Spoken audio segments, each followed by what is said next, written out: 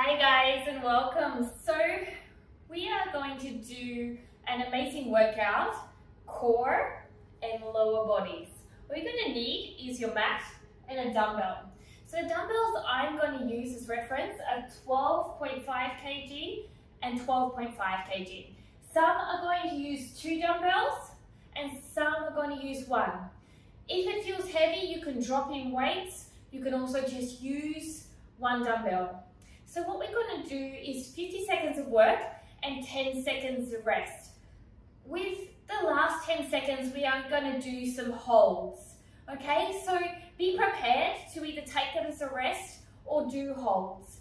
So we're going to start with core, around 15 exercises. Then we're going to go and do our lower body. Most exercises are going to do a repeat of 3 times. And if they're single-sided, you'll probably repeat twice on each side. So it's really important to ensure when you are doing exercises, your neck stays in line with your spine. You're not looking too far up or too far down. This will actually cause issues in your body. So we need to make sure that our whole body is in alignment. Also, understand that if we're doing something like a deadlift here, we can have bent legs. We don't need to straighten those legs and round our back. It's very important not to strain to touch the floor so your back rounds and you don't get any stretch on your hamstrings. There's no stretch here. This is a stretch. So if you only go to here, that is perfect.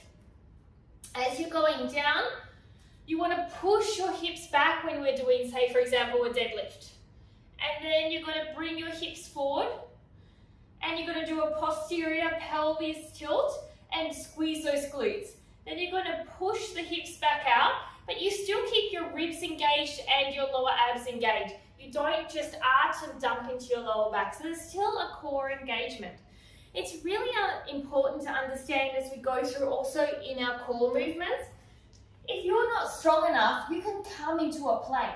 This is perfect. We do not need to go into a full plank and start dumping in our lower back here. If we start dumping in our lower back, we're not getting any of the benefit of a workout. We in fact end up getting more likely to go towards an injury and less likely to get strength, mobility, and flexibility because all of these also incorporate those types of movements. Now, if we are doing, for example, a bird dog, here is your legs in this position, and here is your arms. Let's say we extend opposite arm, opposite leg here. You can have your hands up here. Now, opposite arm, opposite leg can extend all the way out. But if you're doing this with your back, that means that you've still got strength to develop. So let's retuck that pelvis, bring our legs up, arms up, and take it smaller. You're still going to get a fantastic benefit and you're going to develop a lot more quickly doing quality over quantity than doing this. Sure, if you're strong enough, then extend fully out. The same with your legs. If you cannot extend straight, you're still going to get the benefit as long as that pelvis is pushing the lower back into the ground. You don't need to have straight legs to do that. And also, if you go all the way down and you're arching, again, no core is engaged. So, tuck that pelvis and bring your legs down only to where the core is engaged. Now, a hollow body, it might find it easier to lift your chest off the ground and do this movement and shoulders off the ground. A hollow body is actually a lot harder than people realize. So don't be overwhelmed if you're struggling with this. It's really important, so as we go through core, we actually work the core. We don't strain and stress other parts of the body.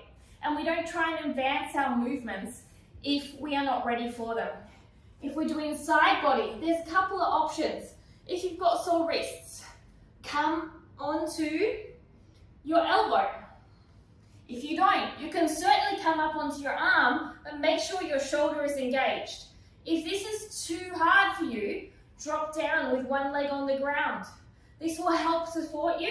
If that's too easy, one leg in front, one leg behind. So you've got plenty of options to make great technique as opposed to going and rushing through and doing some damage on your body.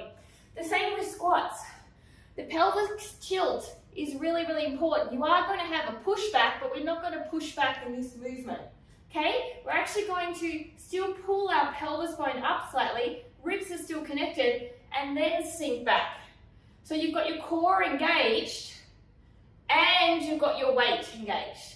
Now when you do leg movements, if you're doing it knee-based movements, you're going to work your whole leg. If you're doing hip-based movements, you are working your glutes. So remember, a lot of people go and do glute challenges, which involve a lot of squats, and they wonder why their booty doesn't get developed. Booty develops through hip-based movements, but only if you're doing hip-based movements that aren't dumping into the lower back and you have no core support.